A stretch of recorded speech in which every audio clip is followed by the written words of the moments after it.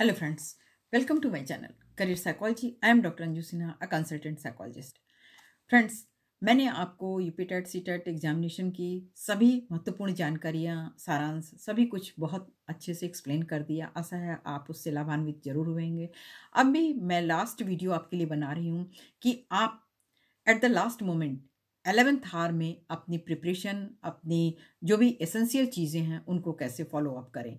जो योग्य बातें हैं परीक्षा वाले दिन कि क्या क्या चीज़ों को आप फॉलो करें, उन चीज़ों पे आप ध्यान दीजिएगा ताकि आपसे कोई मिस्टेक ना हो, क्योंकि अंतिम समय पे जो चीज़ें आप करते हैं वो आपके लिए वरदान साबित होती हैं।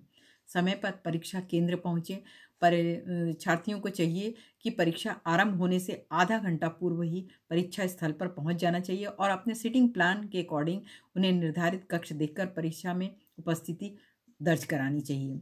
आवश्यक लेखन सामग्री ले जाना आप ना भूलें। परीक्षा कक्ष में अपने साथ HB पेंसिल, एक अच्छे किस्म का रबड़, एक पेंसिल कटर और एक बॉल पेन ले जाना ना भूलें।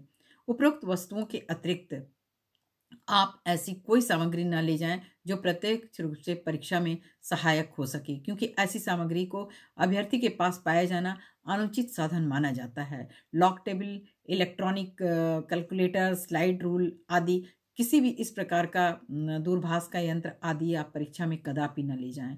प्रवेश पत्र, परीक्षार्थी अपने साथ प्रवेश पत्र ले जाना कभी नहीं भूलें। उन्हें अवश्य प्रवेश पत्र ले जाना चाहिए, जिससे परीक्षा कक्ष में परिनिरीक्षक, सुपरवाइजर जो होते हैं उनको आवश्यकता अनुसार मांगने जाने पर प्रस्तुत किया जाना चाहिए। उत्तर चार्ट को भरते समय पूरी सावधानी बरतें। इसमें सभी वांछित इंपॉर्टेंट इंफॉर्मेशन जो मांगा गया है उन प्रविष्टियों को आप स्पष्ट रूप से उसके कॉलम को आप भरें, काला करें और आराम से उसमें कोई जल्दीबाजी ना करें। परीक्षा के लिए क्या टिप्स हैं?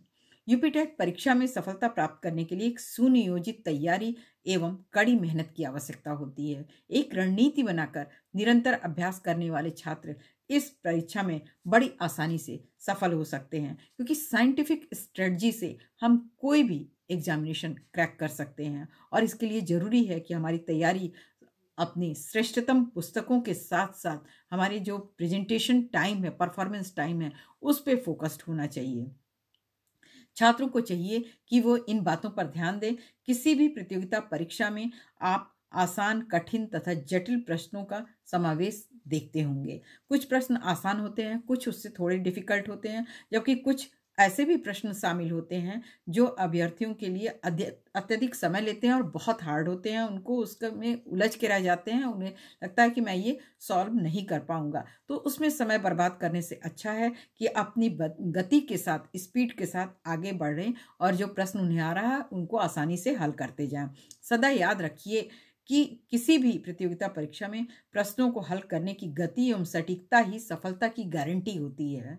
यदि विषयगत तैयारी के बाद परीक्षा तिथि से कम 1 महीने पहले से मॉडल प्रैक्टिस पेपर सॉल्व करना और निर्धारित समयावधि में हल करने के लिए नियमित अभ्यास करना चाहिए, क्योंकि ऐसा करने से प्रश्नों को बिल्कुल एक्यूरेट आप सॉल्व कर पाएंगे। निर्धारित समयावधि में सभी प्रश्नों को शुद्ध हल करने के लिए परीक्षा तिथि में कम से कम 3-4 महीने से ही आपको पहले से प्रैक्टिस करनी चाहिए।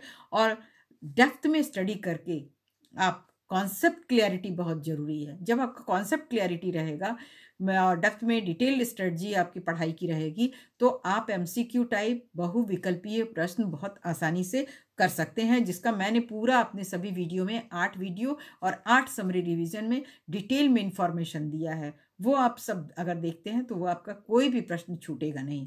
और कम से कम 2-3 मॉडल पेपर अपना समय को की एक्यूरेसी के अकॉर्डिंग सॉल्व कर लेना चाहिए, क्योंकि निरंतर अभ्यास की गति से ही, स्पीड और पावर टेस्ट से ही आपको सफलता मिलेगी एग्जामिनेशन में। इसमें कोई दो राय नहीं है। Thank you guys for watching my video. Please like, share, comment and subscribe my channel. All the best. Have a nice day.